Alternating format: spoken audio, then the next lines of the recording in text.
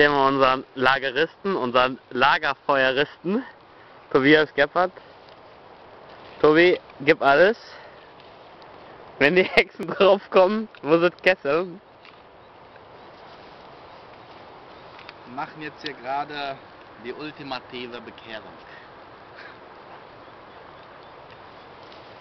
Wir haben viel geredet, aber Taten sprechen lauter als Worte.